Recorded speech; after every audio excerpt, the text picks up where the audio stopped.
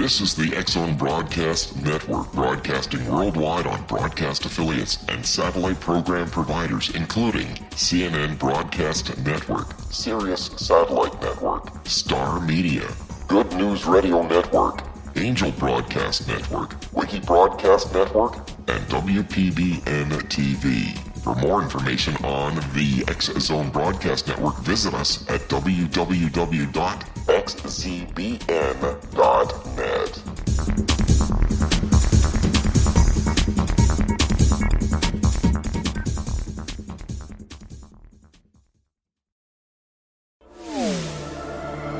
The X-Zone Radio Show with Rob McConnell is largely an opinion talk show. All opinions, comments, or statements of fact expressed by Rob McConnell's guests are strictly their own and are not to be construed as those of the X-Zone Radio Show or endorsed in any manner by Rob McConnell, Relmar McConnell Media Company, the X-Zone Broadcast Network, its affiliated networks, stations, employees, or advertisers.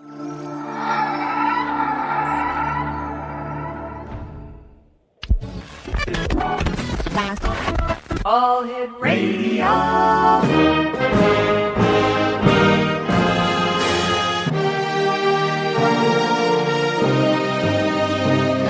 Welcome to the X-Zone, a place where fact is fiction and fiction is reality. Now, here's your host, Rob McConnell.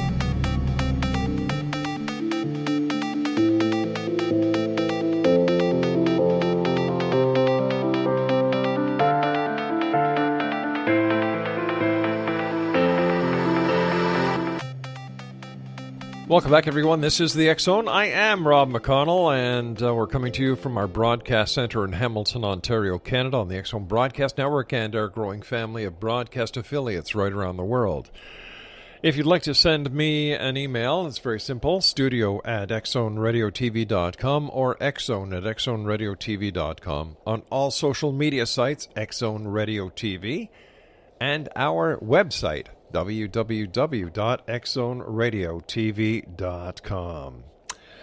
Now, in these days of Pokemon Go and other smartphone distractions, you're seeing more and more people not paying attention to their surroundings. In the past, this might get you a bump on the head for walking into a lamppost. In today's world, however, it could cost you your life. Situational awareness involves understanding what's going on in your immediate vicinity that might be hazardous to your health. Now, I don't mean secondhand smoke here. I'm talking about knowing what dangers may exist that you can avoid or abolish with your own actions.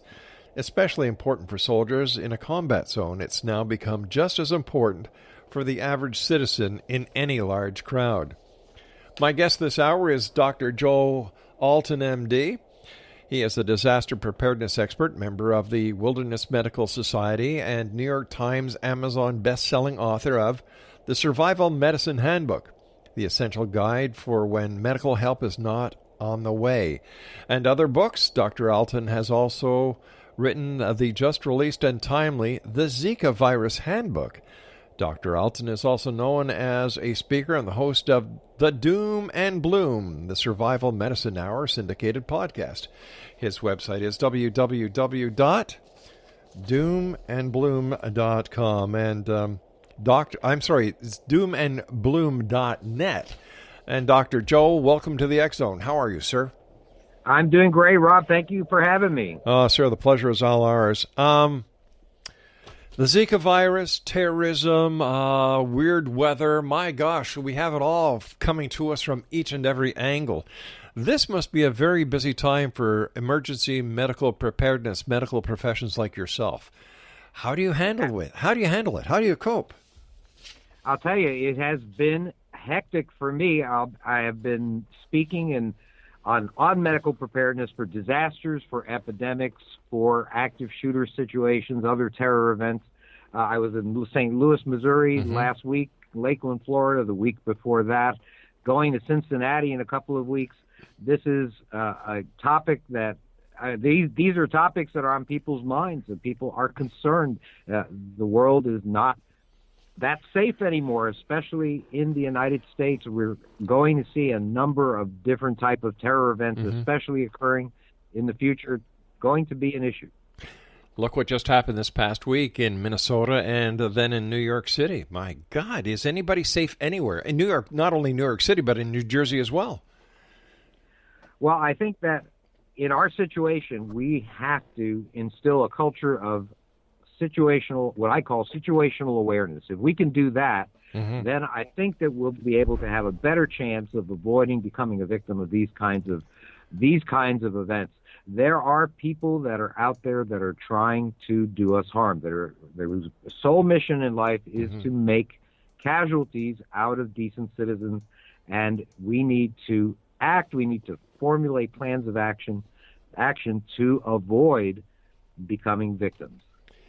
Dr. Joe Alton is my special guest this hour. Dr. Joe, please stand by. We have to take a short break. Exonation, if you'd like to get more information about Dr. Joe Alton, www.doomandbloom.net is the website.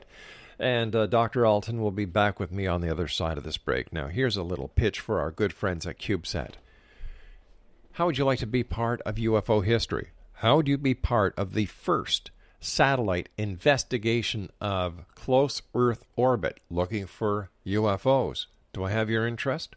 Do me a favor, go to www.cubesat.tech. That's www.cubesat.tech. And you too can be part of history. It's real. It's happening. Don't miss out on it. I'll be back on the other side of this break as Dr. Joe Alton and I discuss emergency medical preparedness. And I've got to tell you something. I've heard so many funny stories about Pokemon and people who have just done stupid things. Like this world of virtual reality now interfacing with our phones is just going a little bit too far, but that's just my opinion. I'm Rob McConnell. This is the X Zone. We'll be back. Don't go away.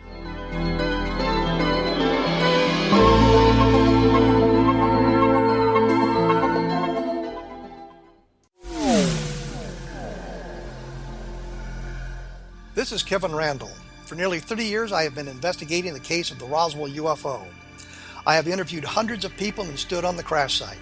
Now in Roswell in the 21st century, I have reviewed dozens of hours of audio and videotaped interviews, examined hundreds of files that relate to the crash, and have returned to Roswell in an attempt to put all that information into the proper perspective. For the first time in Roswell in the 21st century, I have made a dispassionate reevaluation of all that material and provide a new look at what happened. This is a book that clears away all the clutter that has hidden the truth for so long, strips away the various lies that surround the case, exposes the Air Force attempts at cover-up, and found a core of solid information that tells us all where the case stands today. Roswell in the 21st century will be available in just a few weeks. For more information, please visit my website at www.kevinrandall.blogspot.com.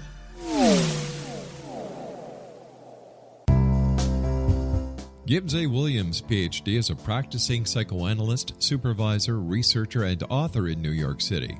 Much of his life has been dedicated to understanding nature and the uses of meaningful coincidences or synchronicities. His radical and original non-Jungian, non-mystical, non-magical theory of synchronicities illuminates much of the fog surrounding this challenging and perplexing topic. His ideas and manners are fresh, presented in a style that is both entertaining and highly informative. He is also an expert on crisis intervention, specially focused on violence reduction for the police and citizens, mastering anxiety, frustration, and stress without the use of medication, and effectively preventing and treating heroin addiction. Dr. Williams can be contacted at his email address at gwwilliamsny11@aol.com or visit his website at www.drgibbswilliams.com.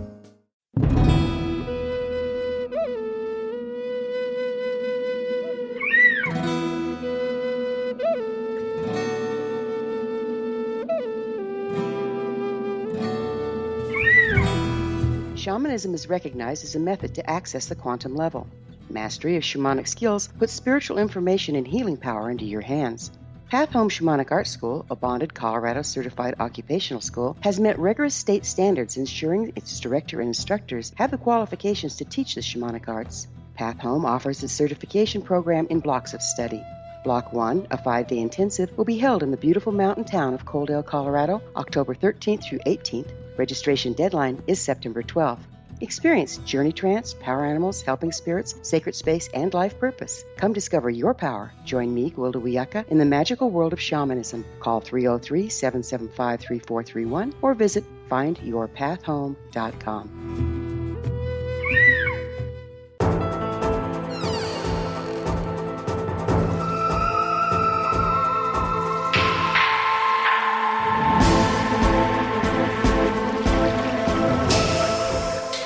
Welcome back, X-Zone Nation. Put down your cell phones. Put down your iPhones. We don't want you playing Pokemon, not when we're on the air with you, talking about a subject that could be very, very important to each and every one of us, whether you're playing Pokemon or not. Put down the iPhones. Put down the laptops. Come on, guys. Listen, for goodness sake. Dr. Joe Alton is our special guest this hour, and we're talking about emergency medical preparedness. And, you know, Dr. Joe, you and I were laughing during the commercial break about Pokemon. And why do you think, sir, that so many people are addicted to their iPhones to the point where they actually get so involved with some of these apps that they walk off cliffs, they walk into oncoming traffic? Like, has the world gone bananas? It's just that we're turning inward. We're just no longer really that interested in interacting with other people face to face. It's hard to even imagine teenagers calling each other by voice these days. They're all just texting. They're all just looking at their various games that they're playing. And I'll tell you, what this does is it causes them to be very soft targets for people that want to do us harm. Do you think that there's any turning back the clock, the hands of time, where people will actually start talking again, communicating again, instead of using LOL or these little LMAO and all these other little acronyms? You know, like, what's the world coming to? I think it's going to be a new normal, is what I call it, in which we're just going to be responding to each other, not in person, but electronically. And what happens when that happens is that we simply don't communicate. We don't actually, and the worst thing is that we don't feel connected to the person that we're talking to or other people in general. And when that happens, then maybe we won't care that much about what happens to those people. Now, Dr. Joe, you are down in Florida. Florida is, you know, we see all the reports each and every time there's a tropical depression or a hurricane heading towards Florida. And I've got a lot of good friends in Florida, and I worry about them. What are some of the examples of situational awareness that a person should be thinking about every time they go out into a mall or they go into a crowded location or even with an oncoming storm? Well, I think one thing that's very useful is something called the OODA loop. The OODA loop, OODA, was first put together by Colonel John Boyd, an Air Force pilot who designed this system of awareness for aerial dogfights, but actually has a lot of relevance for today's world, and especially for things like terror events or things like oncoming storms, things like that. And the OODA loop is stands for observe, orient, decide, and act. Whatever setting you're in, establish a baseline by observing what's going on. And when I say a baseline is what's normal in a given situation. And it's different in different instances. Right. For example, the baseline at Starbucks would be something like people reading a book or working on their computer, talking with their friends. The baseline at a rock concert is people jumping up and down, shouting. But if you have somebody in Starbucks jumping up and down and shouting, well, you know what? That's what we call an anomaly. And in these anomalies are what you have to keep an eye on to be situationally aware. Either that or somebody who's used to drinking decaffeinated coffee, and in Starbucks they get that caffeine jolt. That'll make them jump around. They use the bold. If they get the bold coffee by mistake, then they may indeed be jumping up and down. I'll tell you that much. But you know what? You have to ask yourself some questions, especially when you're in a crowd. And those questions are things like, what's the general mood of the place? How should people be behaving? Who's doing something that's different from the norm? For example, is someone acting unusually aggressive? In other words, is there a guy at a burger joint screaming at the person behind the counter, "I said no cheese, moron"? Well, that's someone to keep an eye on. Maybe you should leave and order a pizza instead. If somebody's acting too interested, for example, in something that ordinarily wouldn't catch your attention, if you see somebody staring at a garbage can, well, you know what? That's an anomaly. It is. If they're too uninterested, though, that's an anomaly too. If there's a ticking suitcase in the middle of the street and everybody is staring at it or running away from it except for one guy who's just calmly looking at it, well, that's an anomaly too. Dr. So Joe, there are a lot of different issues. Dr. Joe, is this an example of how we should become more aware of and more responsive to life than we are right now? I think that if we become, if we put ourselves in a state of what I call yellow alert. Now, that is what I would call relaxed awareness. And in yellow alert, you're calm, you're relaxed, you're taking in your surroundings, though. That's the important thing. Always observing how people behave, where the nearest exits are, for example, if you're at the mall. Formulating a plan of action if you're in a crowd or other scenario where you could be at risk. I mean, look at those people in Nice on Bastille Day, Nice, France, on Bastille Day that were run over by a truck. Yeah. If they were more aware and taking in their surroundings, perhaps some of them might not have become casualties. Just looking over the events of the last year, we can see so many times where, like you're saying, preparedness would have saved a lot of lives. So maybe we should go back to the old Boy Scout motto of being prepared for the good, the bad, and the ugly.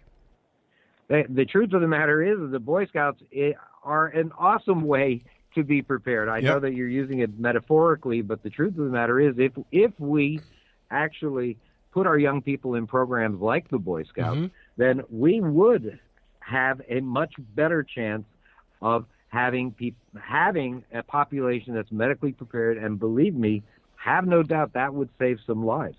I mean, it might be time in our society to perhaps begin teaching people what to do to be medically prepared when they're young. Maybe time to add, once they reach a certain age, maybe their early teens, maybe add a fourth R to education. Instead of just reading, writing, and arithmetic, maybe reduce hemorrhage might be a good idea. Sure. Indeed, I think that is something that would save a lot of lives in the new normal, because there are going to be events where parents aren't going to be able to protect their kids. I think we need to get more actively involved, not only in the responsive reactions to our surroundings and to those who don't fit within the surroundings, but we also need to be better trained to handle situations until medical professionals can get to the scene. For example, a first aid course given by either St. John Ambulance or the American Red Cross. Just basic common knowledge. I remember as a police officer learning first aid, spit, stop infection, stop bleeding, prevent infection, immobilize, treat for shock, and always make sure that the airway is clear. Common sense. And yet it seems that in these days of iPhones, high technology, common sense has gone out right the window. Can you just see somebody pulling up to an accident saying, well, let me Google what we should do in this situation? What's happening is that people are victims of what I call normalcy bias. And normalcy bias is essentially the tendency for people to believe that everything follows a pattern and that the day is going to always proceed normally because, well, in the past it always has. And indeed, they're usually right. But when a terrorist attack or some other event breaks that pattern, their brain is unprepared to respond, to take time. It takes time to process a new situation. So people sometimes will hear gunfire and think that it's fireworks or maybe a tire blowing out. Geez, doctor, I don't know anybody these days who would actually hear a bang and think, oh my God, it's a firework or a tire. I think that people would automatically assume that, wow, that's gunfire. Let's err on the side of safety in this case. So absolutely. That's what I tell people. Yeah. Very, very simply, make sure that you head in the opposite direction whenever you hear anything that sounds like that. For example, the massacre in Florida in the nightclub a couple of months ago. How would preparedness have helped that situation? How would what we're talking about this hour have made a difference in the number of casualties? Well, I'll tell you one thing, that the FBI Law Enforcement Bulletin shows statistics that before law enforcement arrives, that 1 in 3 of these events are aborted or ended by non-armed citizens at the scene. And basically what should have happened in that event, which, by the way, was a very unusual event, most of these are done in a few minutes. This lasted 3 full hours. Now, they may tell you to hide in these circumstances, but if you hid somewhere in your house and I walked into your house, if you gave me 3 hours, I'd probably find you. Definitely. And so, therefore, what they should have done in that circumstance is they should have acted. And when I say acted, I mean that they should have fought this person. Now, you may say, my goodness, these are people that are unarmed. But the truth of the matter is, in a place like that, there are bar glasses, there are bottles, there were 300 people there, probably 350 cell phones.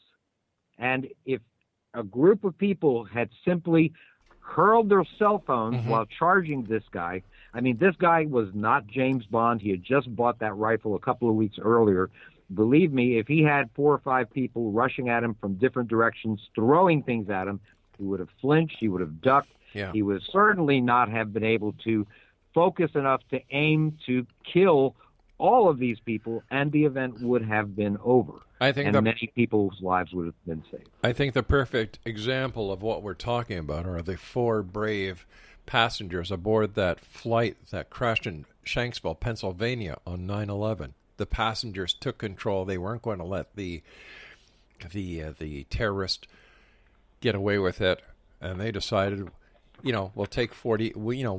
We'll do our best to make sure that this aircraft does not go to its final destination. So that is the perfect example of what you were just talking about.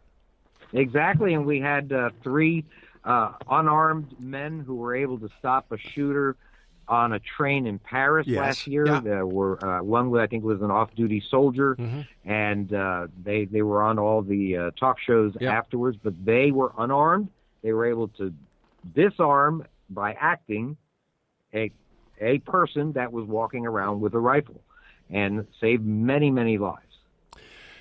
You and I have to take our break, Doctor. Please stand by. Exonation. Our guest is Dr. Joe Alton, and he is a disaster preparedness expert, member of the Wilderness Medical Society, and New York Times Amazon best-selling author of The Survival Medicine Handbook, the essential guide for when medical help is not on the way. And if you'd like more information about Dr.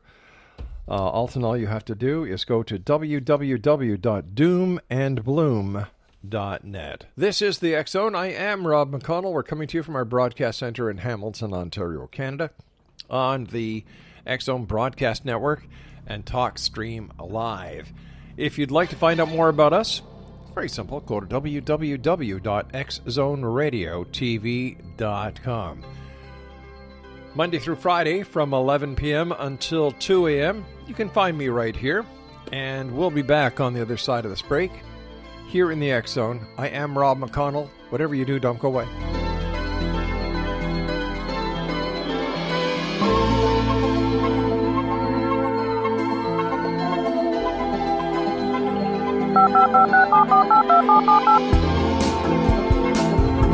Did you know that when you're on the road with limited data or Wi-Fi, you can still listen to the X Zone radio show with Rob McConnell, The Science of Magic with Gwilda Wiyaka, High Tech with Corey Kay, and every minute of the 24/7, 365 programming of the X Zone Broadcast Network by calling 712-432-9459, courtesy of TalkStream Live. No smartphone, app, or internet needed. It saves your data plan, and it's free if you have unlimited minutes. Call 712-432-9459 to listen on any phone, anytime, anywhere. Remember, 712-432-9459 for the best of paranormal, new age, thought-provoking, sci-fi radio programming 24/7, 365.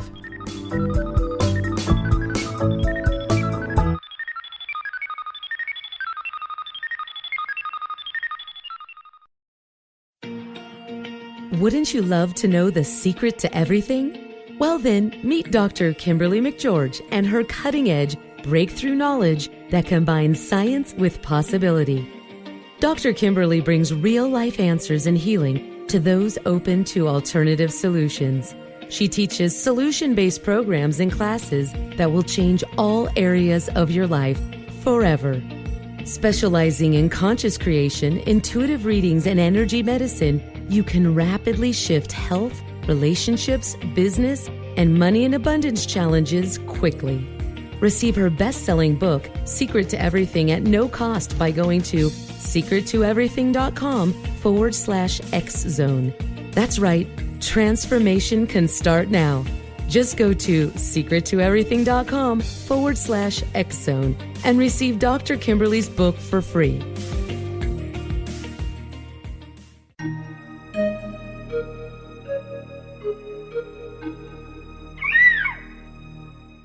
While science pursues fact, magic accesses the quantum level, bridging random facts to form truth. As long as science and magic remain separate and polarized, the truth cannot be known. I'm Gwilda Wiyaka. Join me on the Science of Magic radio program, dedicated to unification and evolution of consciousness. During each episode, I'll be speaking with experienced and respected scientists and mystics. From astrologers to astronomers, from medical doctors to shaman, the scientific method to dowsing and intuition, we'll weave together information from seemingly divergent practices to promote unity and enlightenment. Join me, Gwilda Wiyaka, and the Science of Magic right here on the Mutual Broadcast Network. For more information, visit www.thescienceofmagic.net.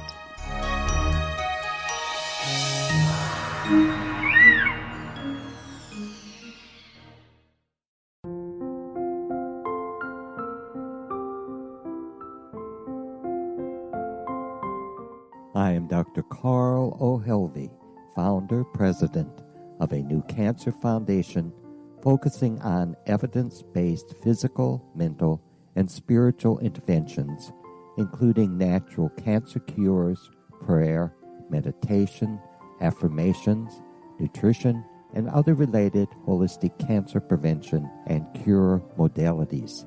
These are used in cancer education, research, and financing care. I ask for your help to continue this important work by donating at www.holisticcancerfoundation.com.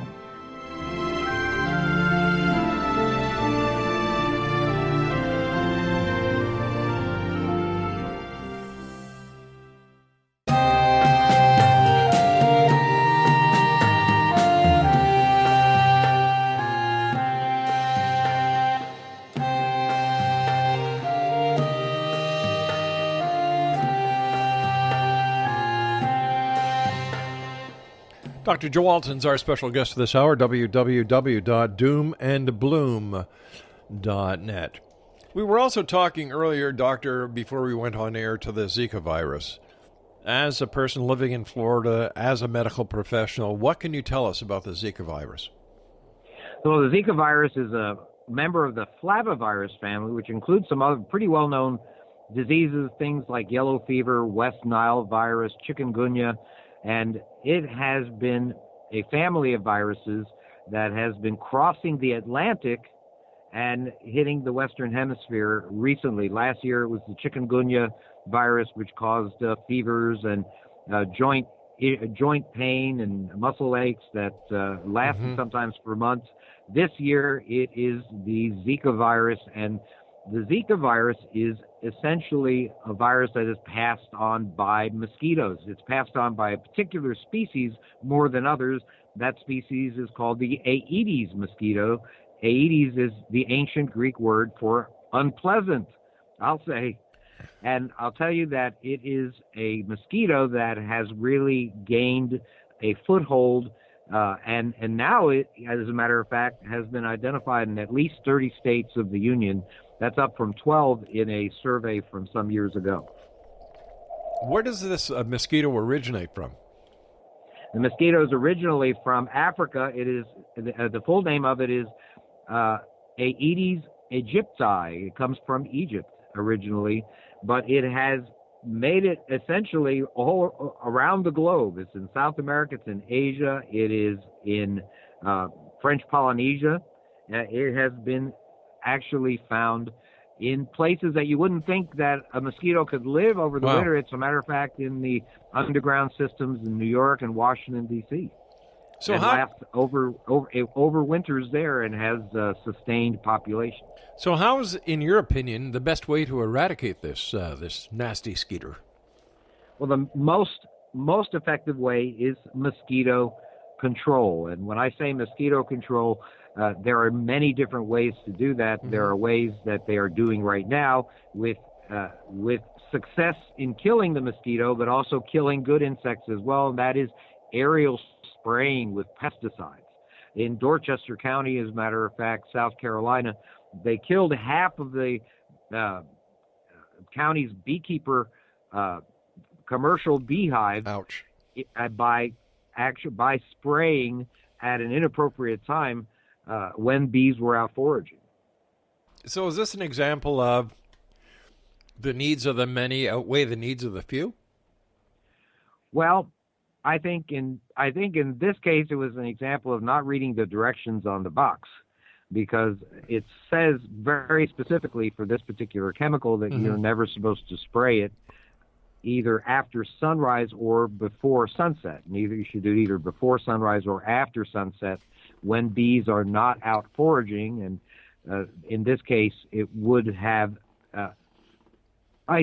insulated the colonies from any damage. And this was a mistake here. But there are pesticides that are in common use in the United States called neonicotinoids. And these neonicotinoids are longer-lasting pesticides that have damaged bee populations throughout the country. As a matter of fact, neonics are produced mostly by Bayer, the Bayer Corporation. Bayer is based in Germany, and in Germany, as a matter of fact, you cannot use neonicotinoids as pesticides.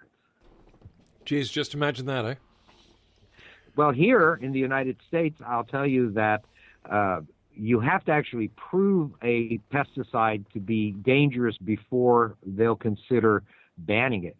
But luckily, there are some places that are banning it. Eugene, Oregon, the city of Eugene, Oregon has banned it. The state of Minnesota, the state of Maryland are in the process of banning it in 2018. So we are seeing some headway here. We have to protect the humblebee. You know that a third of all the food that goes into our mouths is related to the pollination by the humble honeybee. Yeah. And yet they're still on, like we used to see honeybees all the time here. I'm in the Niagara region of Canada, the fruit belt of Niagara. And yet many of my friends are farmers, and they keep saying that, where are the honeybees? What happened to them? Where are the butterflies? So something is happening, but who knows what? If somebody believes that they have been bitten by a mosquito that might in fact carry the Zika virus, what should they do, sir? Well, if you feel symptoms, the symptoms of Zika virus are a mild fever, muscle aches. You may get something that looks like pink eye. Your eyes become red. So these are some symptoms that you'll see. 20% of people get that, but 80% of people have absolutely no symptoms whatsoever, which makes it a very insidious virus. And very concerning, especially for pregnant women who might not know they even had the virus until they have ultrasound showing abnormalities in the baby's head. Luckily, there are blood tests, and if you believe that you have traveled to a Zika risk area, for example, if you've traveled in the southern hemispheres, if you've been to Brazil, let's say Colombia, if you've been to Puerto Rico, those are places that when you come back, you might consider getting a test for Zika. And certainly if you've been in Miami-Dade County, where I was raised, that is another place, if you visited that area, that you should be tested, especially if you're considering pregnancy or are pregnant. Is the Zika virus having an effect on tourism down in Dade County? I believe that it has had an effect on tourism in Miami Beach itself. There is a specific area where there have been cases, and also in the arts and design districts in Miami proper, which is an area just north of downtown Miami. And these are areas, I worked in these areas as a young man, and I can tell you that there is a lot of standing water in there and pretty much everywhere in Miami-Dade County. Plenty of space for mosquitoes to produce the next generation. Scary stuff, really scary stuff. We've talked about terrorism. We've talked about Zika virus. We've talked about quite a bit in the short amount of time that I've had the pleasure of talking to you, sir. And as I said before, I really thank you for your time. What is the difference, in your opinion, as an expert, between situational awareness and paranoia? Well, that is actually a very, very good question. You know that people indeed will consider what is going on in the United States today to be paranoia, because indeed, over the course of a year, the likelihood that you or a member of your family is going to be involved in a terror event is going to be very, very small. But what we need to look at is what's going to happen over the next few years. Over the next few years, or over your lifetime, I would say that at least in the next generation, in the entire next generation, next 20 years, we're going to see many, many episodes of killings and bombings and stabbings, shootings. These things are going to occur. So much so that I predict that bleeding control first aid kits will one day be on the walls next to the fire extinguishers and the automated defibrillators in every public place. Wow. That is, I never thought I'd see terrorism in the homeland. And I'm in Canada, and we saw terrorism with what happened in Ottawa with the gunman. And the amount of terrorism that we're seeing on the streets of the United States of America, I never thought this would happen.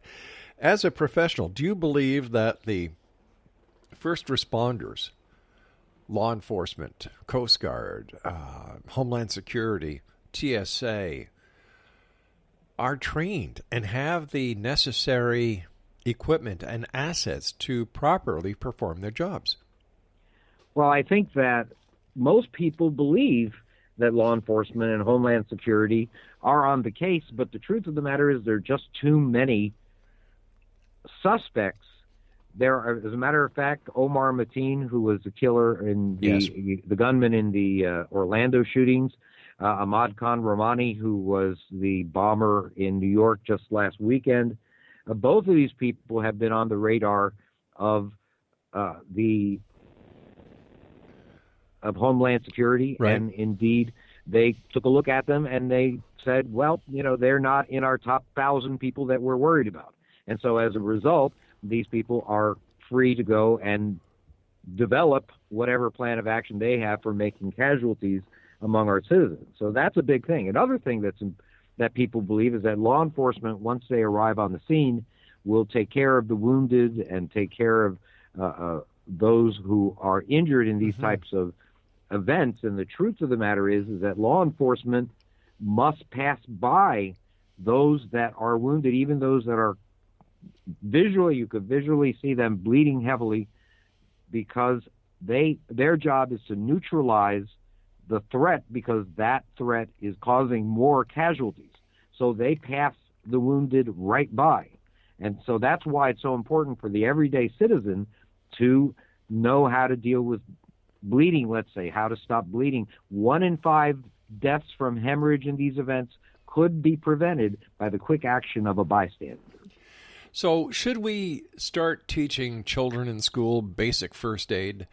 Should we get out into the public and make these first aid or emergency treatment sessions free? Should the government get behind it and say, listen, citizens, we want you to be prepared. We want you to be the Boy Scouts of America. We want you to know what to do. Well, we have to absolutely instill an entire culture of medical preparedness into our populations, both in the U.S. and in Canada. Definitely. These are situations where these are things that could save lives, not just in terror events, but in house fires. It could save lives coming upon someone that's injured in a car accident. I mean, there are so many lives that could have been saved by the quick action of a bystander with a little knowledge and maybe a first aid kit in their vehicle, or as I said, on the wall, as I predict, next to the fire extinguisher in the mall. How does that make you feel, sir, that you're predicting that this type of blood trauma kit, for lack of better words, will be needed in malls and in public places? And what does that tell you about society? What should we do in order not only to assimilate, not only to take care of the injured after this act, but what should we do to prevent it from happening? The only thing that you can do to prevent it from happening is by being situationally aware, as I mentioned, and identifying the perpetrators before they begin to do their damage. And I mentioned some of the things that I wanted you to look out for, and one thing that I especially want you to look out for is people that look uncomfortable in a particular situation, people that perhaps might be dressed too warmly for the weather. These are people that might be up to no good. Once again, we're talking about situational awareness. Doctor, we've got to take our final break. Please stand by. Exonation Dr. Joe Alton is our special guest, www.doomandbloom.net. This is the X Zone. I am Rob McConnell. Wrap up after this here in the X Zone.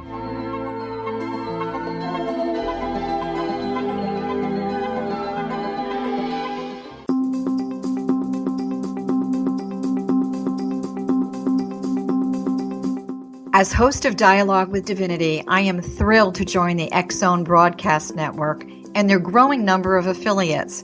My quest for a connection to the divine ignited my successful career path as an international spiritual counselor for over 40 years, an author of 4 books, and well-known metaphysical educator. My clients call me their spiritual mama. So my job is to offer you a radio show to help you grow spiritually with wisdom and get specific tools from guests who are experts in their field. Tune in to Dialogue with Divinity and be part of the conversation with Spirit. My goal, your happy soul. For more information, please visit my website at johannacarroll.com.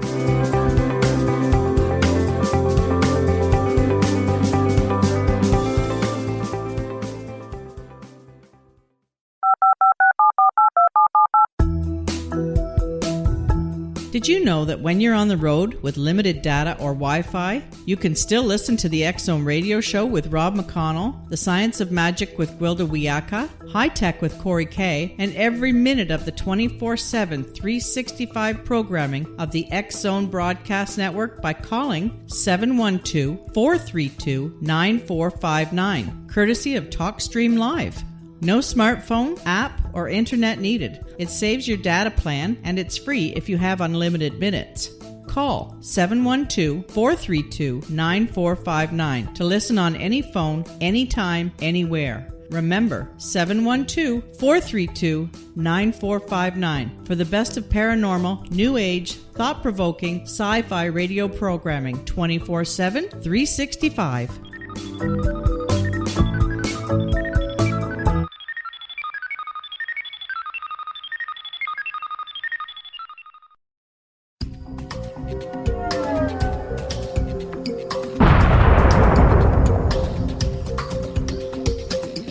Coming soon to the X Zone Broadcast Network is A Different Perspective with me, Kevin Randall, as your host. We'll be taking a close look at what is happening in the world of UFOs today with side trips into the paranormal. Guests will range from those who are household names to those who have a different perspective on a variety of topics. No topic will be taboo, but there will be tough questions asked as we all search for the truth about UFOs, the paranormal, and those things that excite us.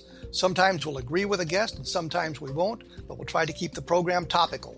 For those of you who would like to read, be sure to visit www.kevinrandle.blogspot.com and remember to listen to the other fine programs on the X Zone Broadcast Network at www.xzbn.net.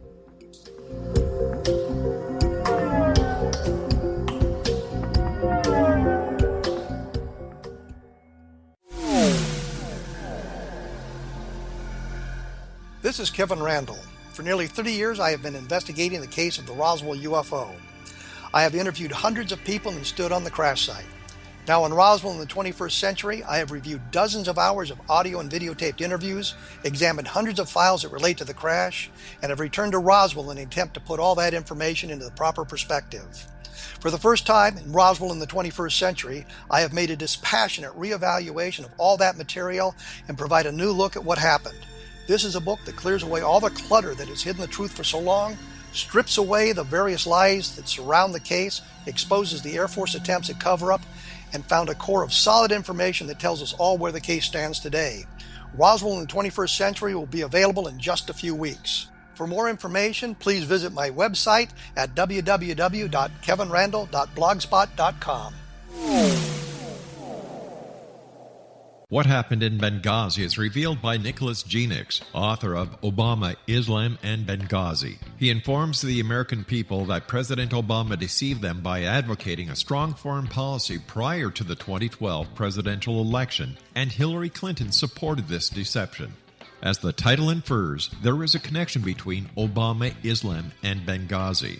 Ample evidence informs Americans that Obama's early indoctrination in the Quran developed an affinity for Islam, why the Quran is the source of discontent in many countries, and why the Obama foreign policy deception led to poor military action and caused the loss of American lives in Benghazi.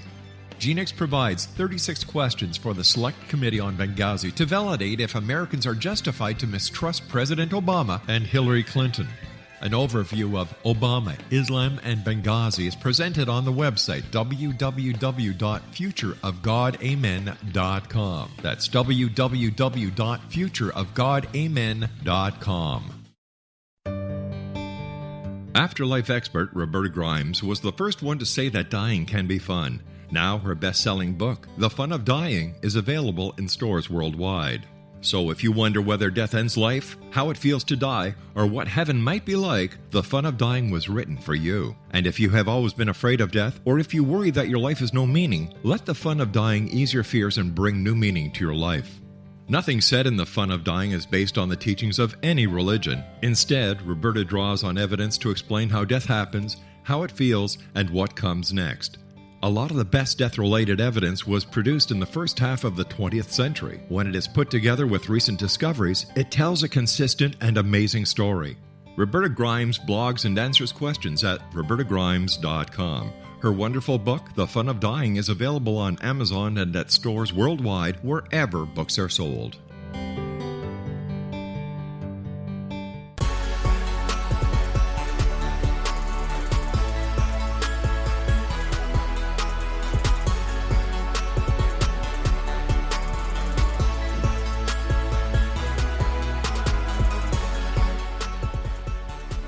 Exonation, we're talking with Dr. Joe Alton about emergency preparedness.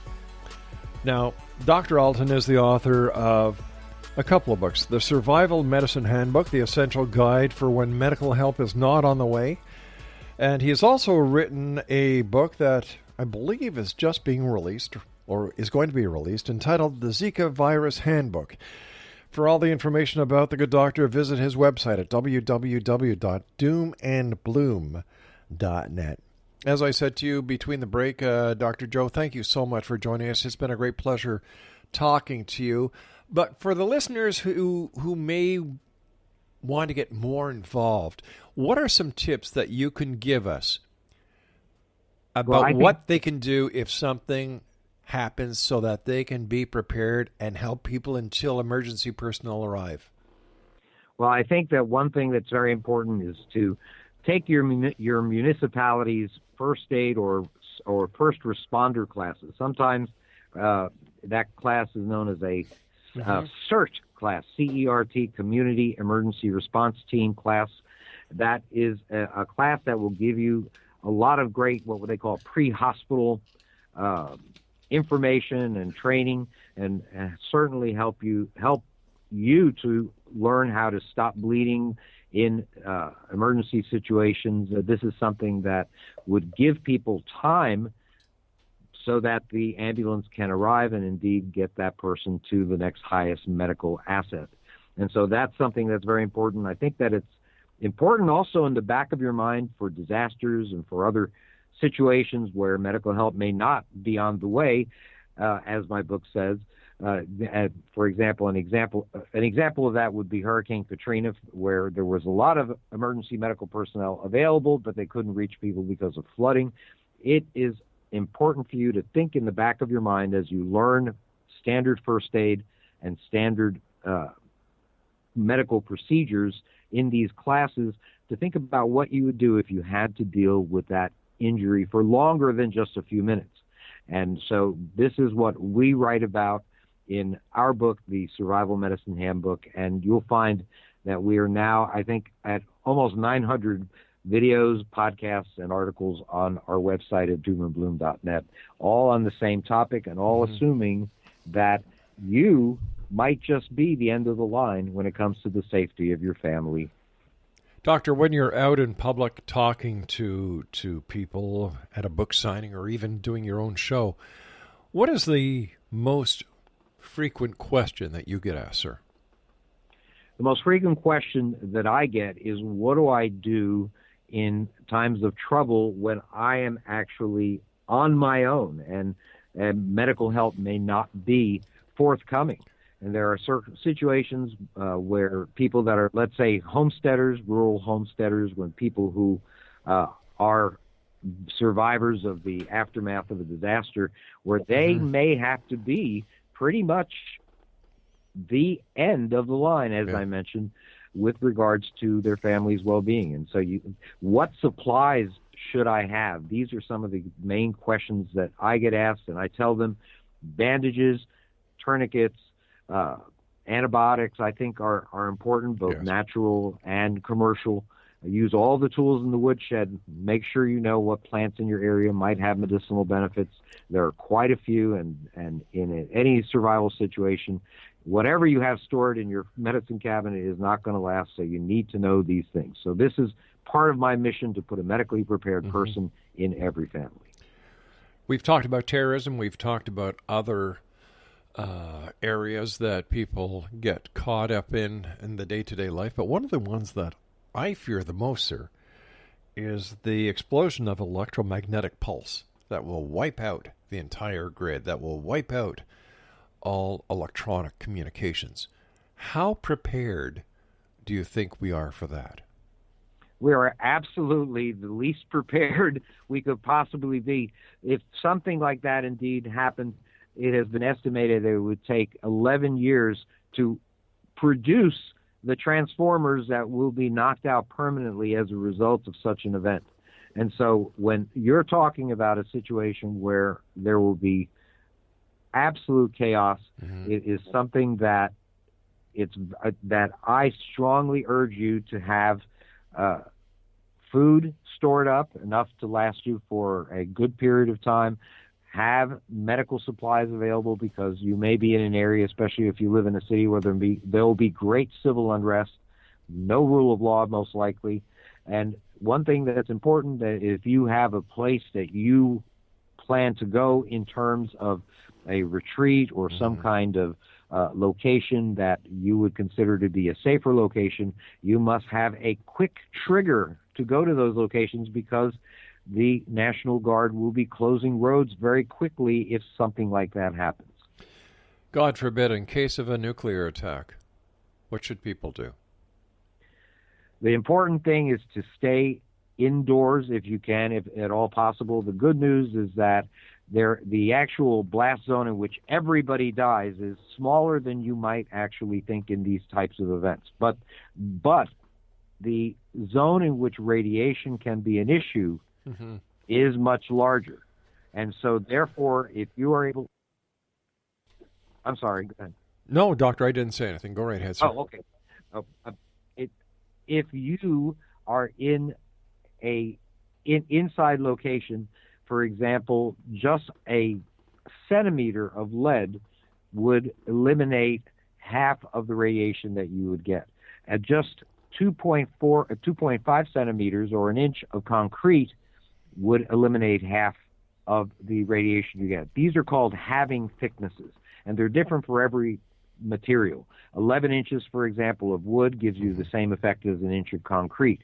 3 feet of earth, for example, if you have a basement and you have 3 feet of earth that separates you from the outside, then that actually is a halving thickness as well. As those get wider and wider, it exponentially increases the protection. So therefore, 2 inches of concrete would give you 1/2 times 1/2, or only 1/4 of the radiation.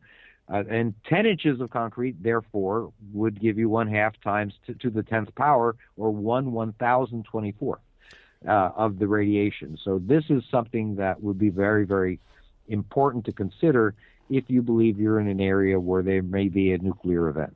We talked about emergency preparedness. We talked about having a first aid kit. We talked about supplies. We talked about food. But what kind of food would be best to secure? Well, you need to have a source of protein. You need to have a source of fat. I mean, the truth of the matter is that you can't eat just protein.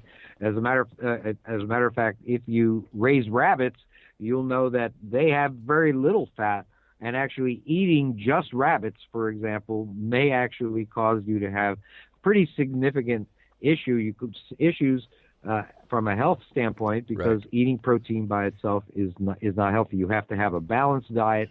So the important thing is to have the ability to put together a wide variety of dietary sources of foods.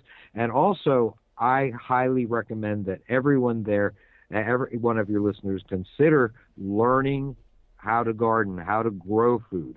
I'm a master gardener for the state of Florida, and I did that simply because I wanted to be able to have the knowledge to grow food. But you also have to have the experience. You do not want to start the learning curve after a disaster has occurred.